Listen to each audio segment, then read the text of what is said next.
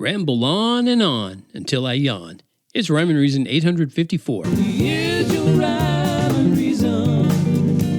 Oh, yeah. Hey there, Tony here. Now, I know you've been there and done that or done this, and you've tried to sit still and feign interest while the person across from you seems to ramble on and on and on into the seemingly apocalyptic future, and you're sitting there going, I wonder if I locked the door at home.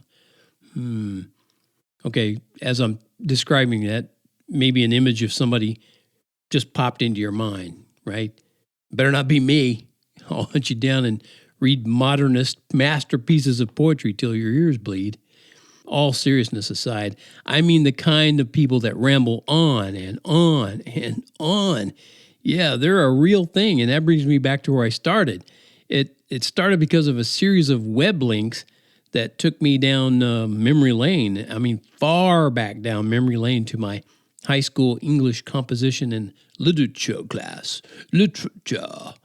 That's where we went through an in-depth study of poetry by American poets who were considered brilliant or geniuses or poetic masters. And back then, since I was an enthralled newbie poet wannabe, I read some of their works with somewhat awestruck interest.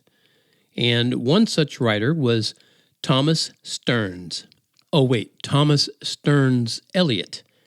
also known and better known as T.S. Eliot, who lived from 1888 till 1965. So I was alive and thriving on planet Earth for a few years while he was still here. And the poem that we dived into in that class, in that literature class, was his most famous work, at least by most people's accounts. Most people who write about T.S. Eliot, they say this was his most famous work, a poem called The Love Song of J. Alfred Prufrock. And it's a rhyme of over 1,000 words. Now, back then I found it fascinating that Mr. Eliot could write a poem that long, much less make it interesting. But that was back then. And poetry critics and critiques call it one of the landmarks in the history of modern literature. And I just reread it recently, and I call it the obvious musings of a college student. And according to records, that's what he was when he wrote the poem, a college student.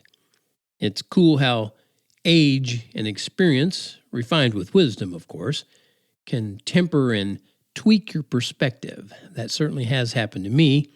As a high school student, I focused on length and meter and word connections. That was what was cool to me.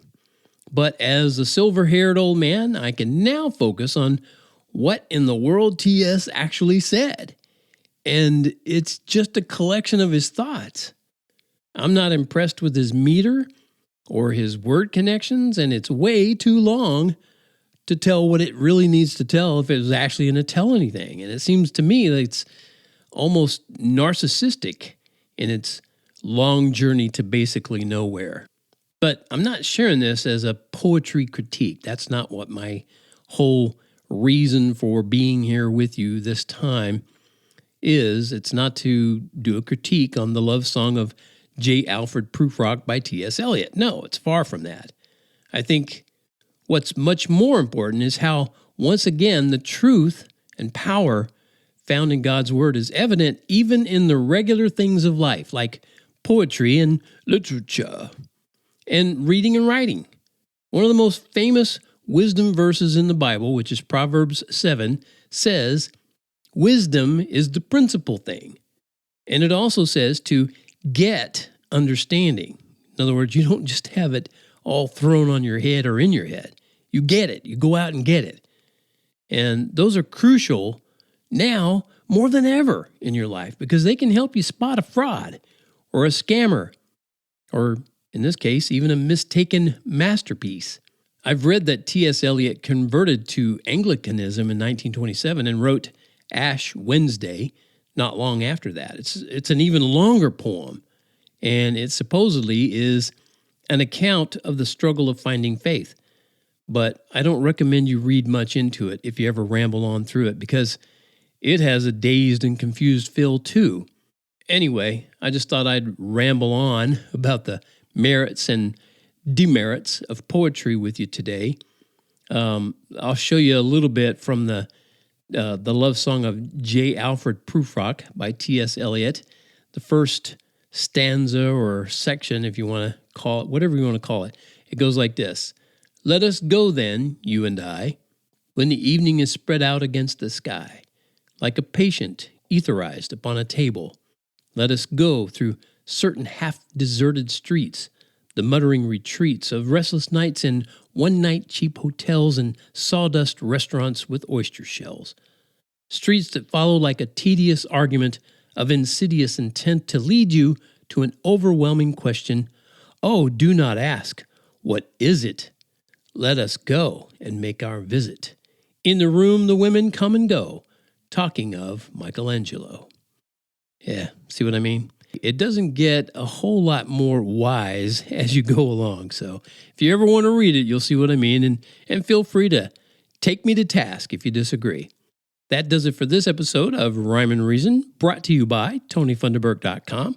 Go over there and buy something today. Just show your support and say, that Tony, he's such a, don't say it. Don't say it. Just go over there and get it, okay?